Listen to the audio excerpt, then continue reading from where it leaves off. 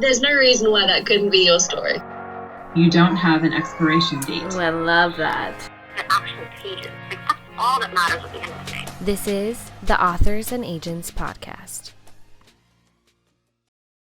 Claire, thank you so much for joining me today. I'm super excited to talk to you. And first of all, I'd love to hear about your book, your debut novel, Love Interest, that is out on October 10th. Can you tell me about it?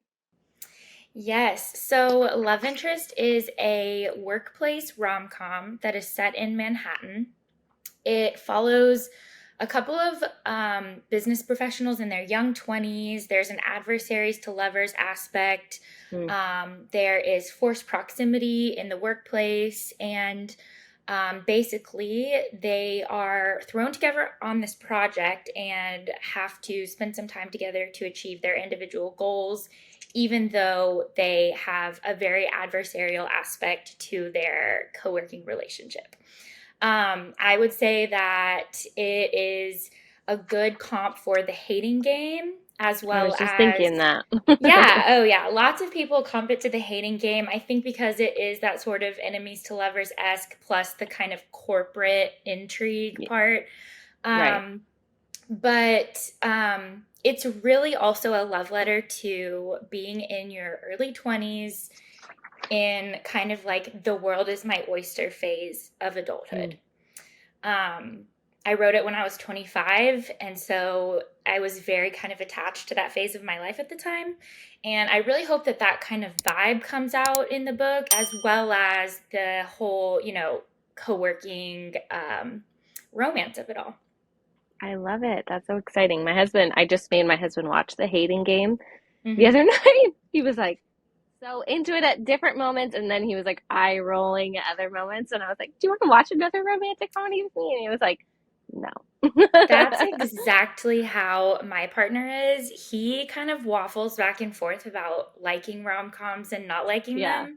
But when the mood strikes, we can both get really, really into a good rom-com. So I like watching them with him most of the time. Yeah, most of the time, right? But sometimes I get a little bit of joy from making him watch him, even when I know he doesn't really want to. Yeah. But then I see him like it. I'm like, gratification. Yeah, Well, of course. yes. So this is so exciting. You have your debut novel coming out into the world. So tell me how this happened. Tell me about your journey up to this point. Yeah. Okay. So I guess what I'll start with is COVID. Hate to start on a downer, but basically what happened was that spring through the entire fall, I was on furlough for my company, as was a large portion of American workers. And I was collecting unemployment, applying for jobs, but really not having any success. And I ended up getting really back into reading during COVID. And I know that's a huge theme for a lot of people. And TikTok was booming, book sales were on the rise. And I had always been a writer. I remember when I was like 16, I wrote an entire novel. I'm talking like probably worth 2 novels of my debut, that size, of basically what was like fan fiction of Ally Carter's I Tell You I Love You, but then I'd have to kill you series for young adults. So I've always been a writer, but during COVID, I really kind of was like, oh, this is something that I could do to fill my time. So I wrote something and ended up querying that project. It was a YA fantasy that was not really a study in craft. I hadn't really paid attention to like writing craft at that point, but it got my feet wet. And I didn't get any requests on that book or anything. And looking back, that's obvious. It didn't really deserve to be in any agent's inbox. But I believe that every single step that got me to publication was the right step. Definitely. So then I started studying craft. I took Adrienne Young. She's a YA and now an adult fantasy author. And she hosts this writing workshop called Writing with the Soul. So I took that writing workshop. I did a couple of webinars that I had discovered through Twitter. Carly Waters is a literary agent with PS Literary. Yep, she's the best. She is. She gives so much back to the writing community. Oh, I love her. So I ended up taking several of her webinars to help with craft and everything. Queried another 2 books. One was another YA fantasy, and then one was a YA contemporary. I think I just kind of ended up realizing that my particular author voice, leans contemporary. And so like some time passed. I think it was like maybe a year and a half. And finally in October of 2021, I had drafted my adult rom-com, which would end up becoming Love Interest. And so this was my 4th time querying in what is a really condensed timeline. Very condensed timeline. Yes. I was just hungry for it, I think. I was not going to let anything get in my way. And you had a lot more time on your hands than you normally would, right? You were at home most of the time. Yeah. I did end up getting a job back about halfway through that period, I would say. But yes, I had kind of done all of the learning that I needed to do during my furlough. So I felt pretty well equipped. Good. But yeah, in October of 2021, I signed with Melissa Edwards at Stone Song Literary Agency. And then we sold my book to Sally Lotz at St. Martin's Griffin that I think we went on sub on Valentine's Day of 2022. So a great day to go on sub. Very good day. For a rom-com. And we sold it. And yeah, that's pretty much kind of the condensed version of how I got my first deal. I love it. I think whether your journey is super long, like some, authors, they write for 10, 15 years before they get to the point where you're at. I think you have such a good mindset about it because like you said, your first book that you queried, the YA fantasy, wasn't really, looking back now, right? Like wasn't up to snuff, wasn't as good as it should have been, but we all have to learn through the process. Like, I think we all have to, there's those unicorns out there who write their first book and it's like, that's their first book and it gets them an agent and whatever. But I think there's something to be said for, writing as practice, and you have to learn through the actual process over and over again. You get better with each book you write. I 100% agree. And I really do feel that it's almost like a rite of passage. And I say that with a little hesitancy because I know there are those unicorns out there. Right. Who are going to come out with something that's just perfect right away. I'm not one of them, and I think 99% of people are not one of them. So for most of us, it's just trial and error. Writing is a muscle that you exercise. You have to build it up and train it. So yeah, I feel very happy with my failures or my no's or my passes in the past because it's all led me to this point. Yeah, I like to think of them less as no's now and more as passes. And I think literary agents, if you follow them on social media or wherever, they try to be really upfront with like, just because I'm passing on your work doesn't mean it's bad, and I think that's what it feels like so much of the time. And so I in my head, I think of them now as passes instead of like, no, this is not what I want, because I think the mindset about it and what your mindset is when you go into querying is such a big part of how it will affect you and your mental health and your desire to write again, right? You've got to have the right mindset. So as I share that, I'd love to know like what your top tip would be for those writers who are in the querying process right now. Like looking back on your journey, what is like a nugget of wisdom you could share with them? Yeah. So as I stated before, I was definitely doing everything very rapid fire. My number one piece of advice would be to tell querying writers that you're not running out of time.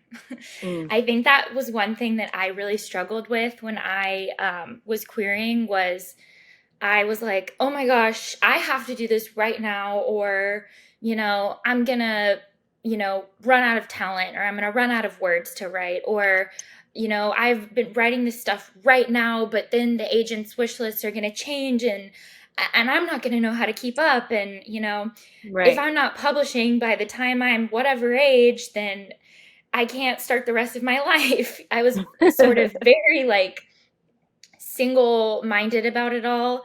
And while that ended up working for me the fourth time around, like I'm not even going to say that it happened in what was even a healthy amount of time. I was like basically on the tail end of getting really burnt out and ruining my passion for writing. Right.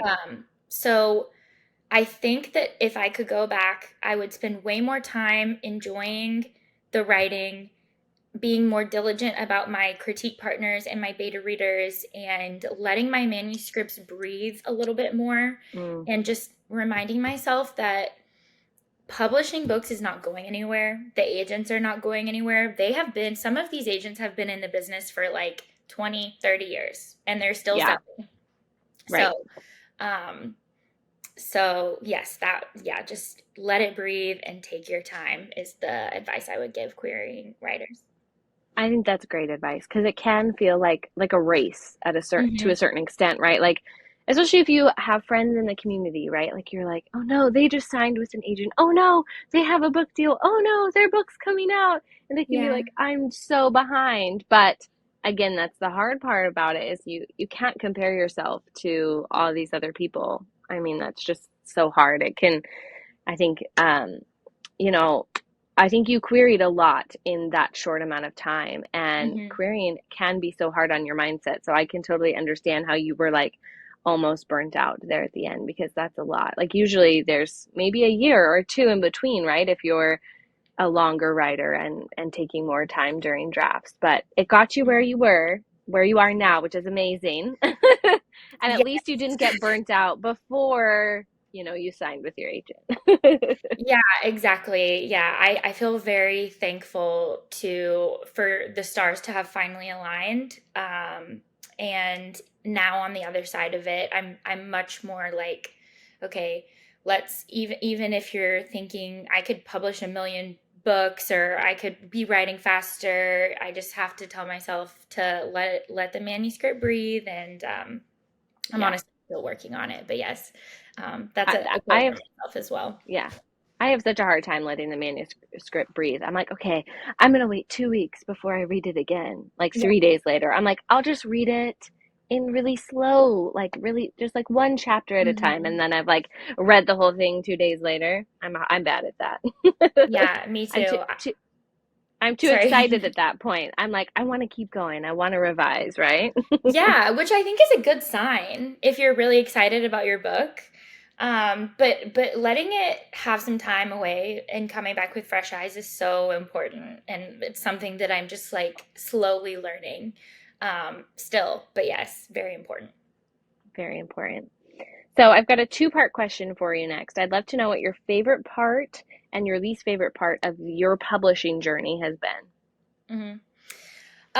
So I think that my favorite part is that I have like sort of deliberately kept myself in the dark about each phase of the publishing process, meaning I didn't really ask my agent siblings about what the kind of things to expect that are upcoming are. I didn't really ask people in my debut group or even like participate in debut group conversations, not because I'm like I love supporting people on social media and stuff, but it could be easy to let that become a comparison game. So instead I was like, I'm gonna really let myself be green for this and just experience everything fresh.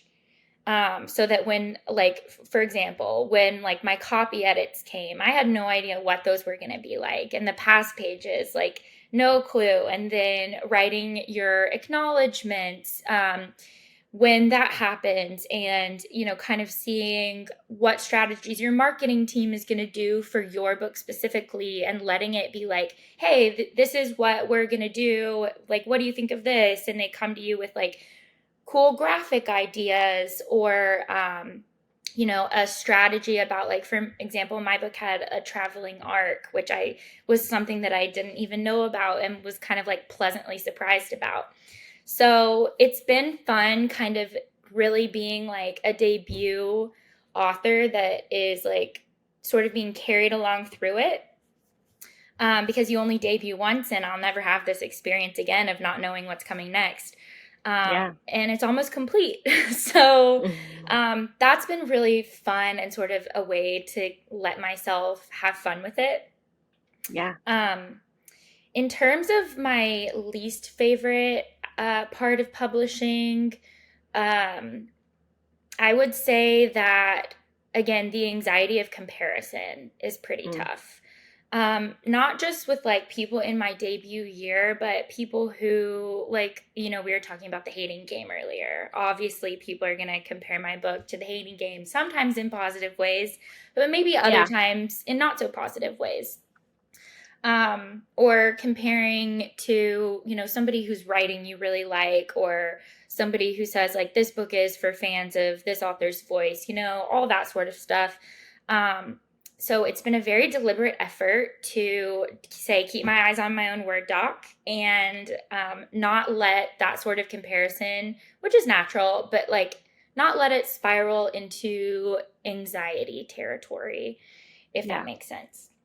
It does make sense because that's so easy to do, especially now in social media or just having friends in the community. I love that you've sort of kept yourself in the dark about each new thing that you get to do with your book, and that's got to be so exciting too. Just like you get to feel excitement about each stage instead of like, oh wait, but my friend, this happened with them, or So I think that was smart of you to do. Thank you. Thank you. It's one of those things that I kind of am like looking back at it and I'm thinking that was a good decision. I'm glad that I did that. And I'll be an open book for any future debut authors who want to know some of these things. But then if they also don't, I would say more power to you. Keep it your experience. Like, this is your debut year. Make it exactly what you want it to be. Exactly, because you're right. You get to do it one time. You get to be a debut one time, never again. Never again. Never again. So tell me a little bit about your writing style, which I would love to hear if it's changed too between, when you wrote that first one to now. But do you like to, plan? Are you like a heavy outliner? Do you just write like by the seat of your pants? What does that look like for you? Yeah, so I would say I'm mostly a pantser.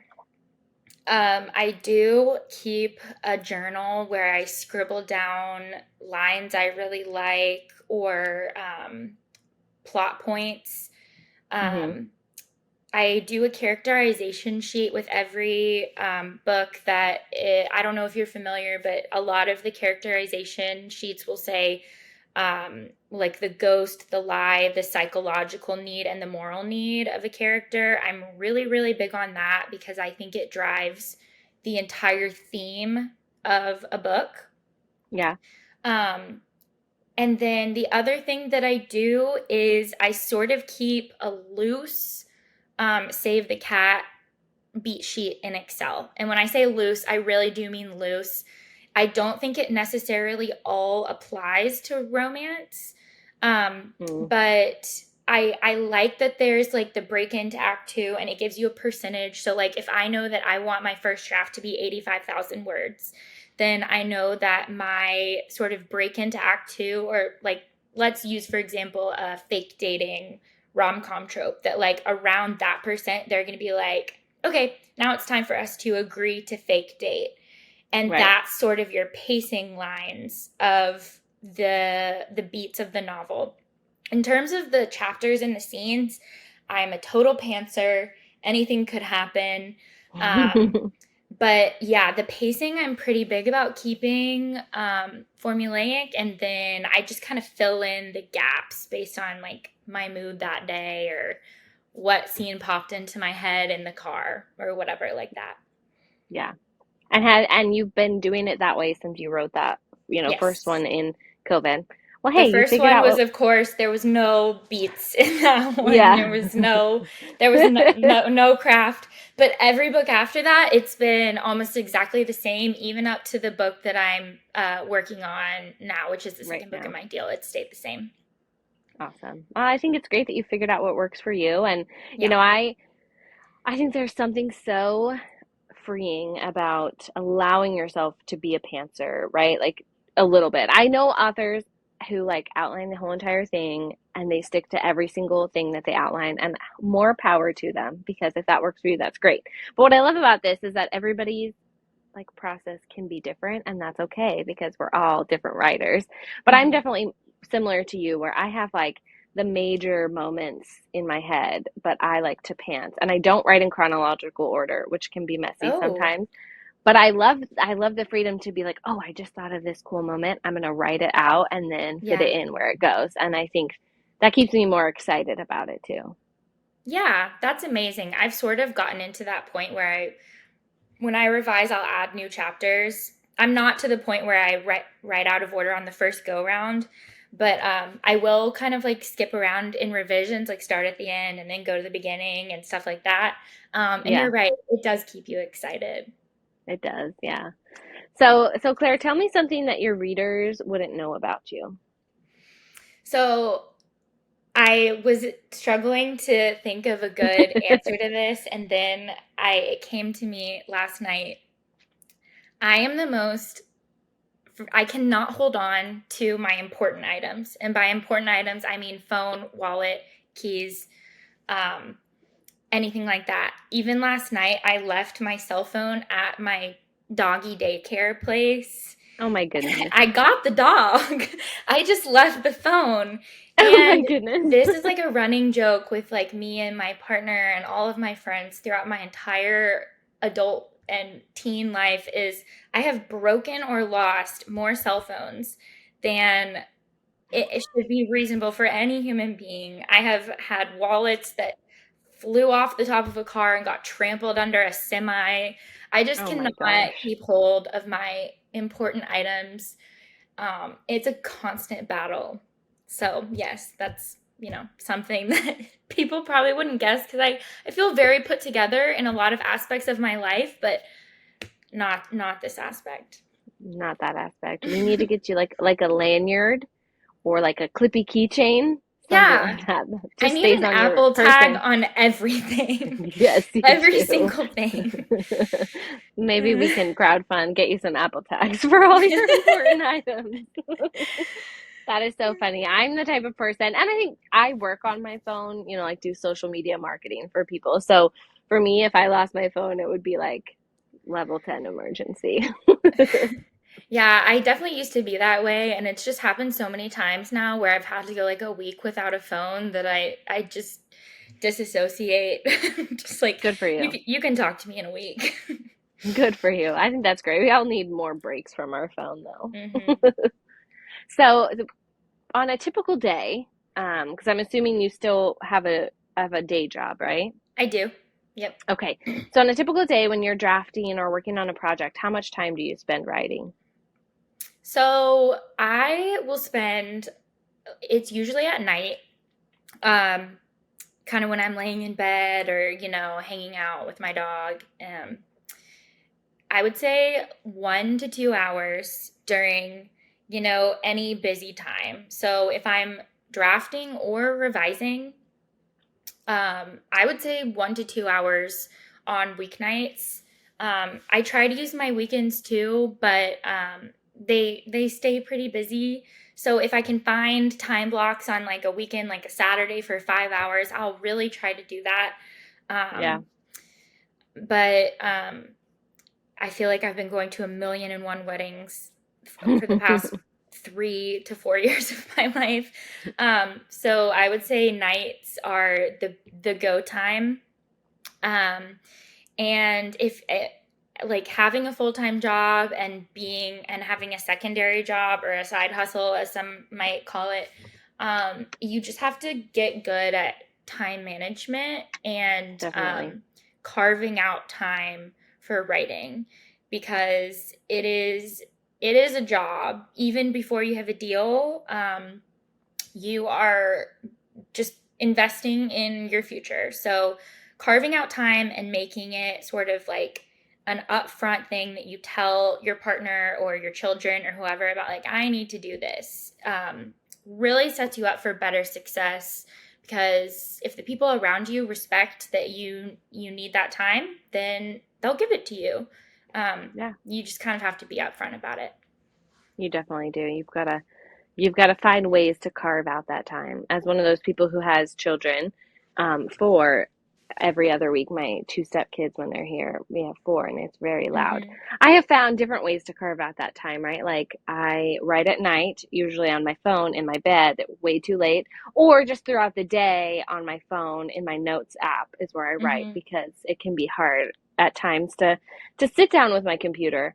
But yeah, I think you're right. You do have to think about it as if you're trying to achieve a publishing deal, traditional publishing, even if you self-publish, I mean, it is a business. I was Right. talking to a self-published friend. She's like, I didn't realize how much work would go into it, or like how much it would feel like a business. Mm-hmm. And I think you've gotta get that mindset too when before you're signed, before you have an agent, to remember all of that. And I think going back on our querying conversation, that helps so much too as a mindset when you're querying, thinking like, okay, this is a business. They're passing on me, not because I'm a terrible writer, but because it's a business and they have to look at what is the best thing for them.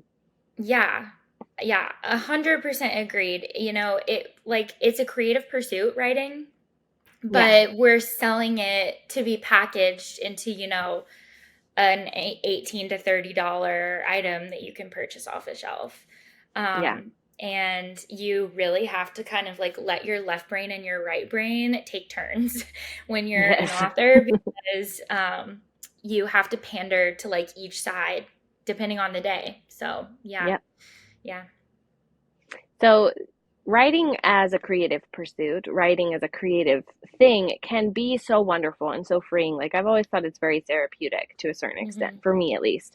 But it can Hmm. also be really emotionally draining, depending on what you're writing or just depending on what's going on in your life.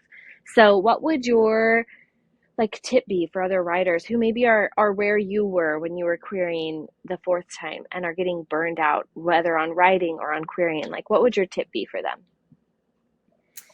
So I remember thinking to myself around the time that my third book that I queried, which ended up getting ended up getting two partial requests and one Mm, full, which all originated in a pass eventually. But like you can see that progression from my first book that got no requests at all. I was like yeah. marking progress. I could also see the level of my effort increasing with each project, the level of the study that I had put into it, the level of market research that I had put into it.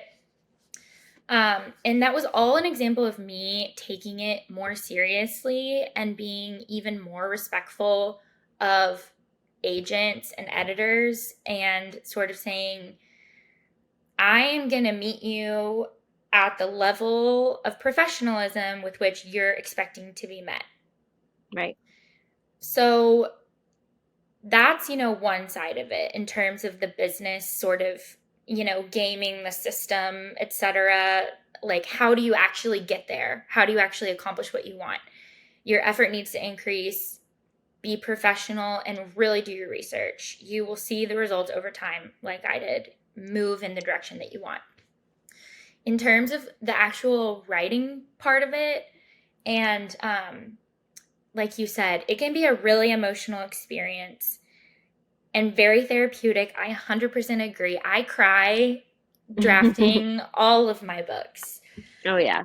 To me, personally, I prefer it that way. Like, I would rather be so vulnerable and raw and real in what I'm writing, and write pieces of my own experiences into my characters, because it just feels almost like a release or like a surrendering of your emotions. I was seeing this thing the other day that you know what, it was actually in The Silent Patient, the book. I was reading The Silent Patient, and the narrator was like, the job of a therapist is to absorb the patient's emotions and then feed it back to them in a Mm, healthier way. yeah, I feel like a manuscript can do the exact same thing. You're like definitely. pouring all of your emotions and your anxiety and your fears and insecurities into your work. And then what you have is something that you can comprehend so much better than maybe you could when it was living all in your head. And so that to me is a way that I feel like I do enjoy drafting because it's so emotional and it can be such a release. And I would encourage other writers to be as raw and real with their manuscripts as they want, because I think that that's what touches other people when they read it. And then in terms of like, if you need a break from that, or if you need a break from that sort of, I guess, emotional discharging, etc., then I mean, reading really does the trick for me, because you just get to absorb other people's, emotions and anxieties and fears, and you just remind yourself that we're all human and we're all doing this. So, none of that was really like step away or take a break from it, which are also good pieces of advice. But I do think there's something to be said for just letting yourself be really raw about it, and then reminding yourself with other books that other people are doing the same. I love it. I think reading is such a good thing to do in every stage of the process. You always need to be reading. It can feel like a lot. You're like, oh, well, I'm already doing 12,000 other things, but reading is, healing in so many different ways. It really is. I mean, I've gone through times when I thought to myself that like I shouldn't read a book because I would, get insecure about the writer, or I would, if it was in a different genre, then maybe it would throw me off of my current work. It never happens for me. No. I always leave a fresh read being like, I am so glad that I carved out the time to read that book, and I feel so much better for it. I don't want to speak for everyone, but for me, like, I never regret just like picking up a book and just like, getting lost in it. No, I don't regret it either. I never have, unless, it's a bad book, but that's a different story. So I've just got a couple questions left for you. They're fun. How many bookshelves do you have? And how many book piles do you have? Because I'm learning everybody else has book piles also. Yeah. Okay. So an interesting fact about my life right now is that I am living with a roommate who like owns the house that I'm in. I'm just doing month to month. And so basically it was this whole fiasco. I had to move out with my partner because we had jobs in different cities, and I'm in a very transitional period. Luckily, my roommate is a really big reader too. So we have like just one bookshelf that is all of her books, a lot of which we've both read. And then upstairs I have a whole bunch of books, like probably this tall on each side of my bedside table. So, but in the house where I was living before this transitional period, there were, I think, three. Yeah, I find that like I have two big ones and like a smaller one in my room, but then I just have book piles everywhere. Like on my desk behind my computer is just this huge stack of books. My husband's like, why does that stack keep getting bigger? I'm like, it's the same. It's definitely the same level it's always been. There's something kind of like cute about a stack of books. Yes, very cute. Yeah, that it feels so much more, I don't know. I think of like a cute English countryside cottage vibe when I think of random stacks of books. And I'm a fan of my stack of books on my bedside table. It really just gives the room a whole vibe. So yeah, they have good vibes. Stacks of books, always good vibes. Yeah, agreed. So my last question, I'd love to know what your favorite book is right now. This is not your favorite book of all time, but just something you've read recently that you're like, everybody else needs to read this book too. Yes. Okay. So this book comes out, today's Thursday, so Friday, Saturday, Sunday, Monday, Tuesday, 5 days from now. The pub date is September 12th, and I think by the time this airs, it will already be out. Yeah. It's called Thank You for Sharing by Rachel Runia Katz, who is another St. Martin's Press author like me. We have pub dates that are just a month apart. But the book is set in Chicago. It follows two mixed race people who are also in their young 20s and trying to figure out their lives. And it is hilarious. I remember in the deal announcement, the editor had comped Rachel's work to Casey McQuiston. So if you're a fan of Casey McQuiston, you should definitely pick up Thank You for Sharing. And it's just like funny, heartfelt, very of the moment. And Rachel's writing style is just so warm and inviting. And there's this little bit in the book where the characters have this, it's called the Speakeasy Survival Club, and they basically just take notes about things that they talk about, and it's absolutely ridiculous, but very funny. And I think that people should read it. Well, great. Thank you for that recommendation. I love this question because we don't have enough books in our stack of books. We need more. We always need more. Yeah. To add to the vibes. To add to the vibes. Exactly. Well, Claire, thank you so much for joining me. Thank you so much for sharing your journey and your little nuggets of wisdom, which I'm sure the listeners will appreciate. And everybody, please go out and read Love Interest. Yay! Thank you so much for having me. This has been the time of my life.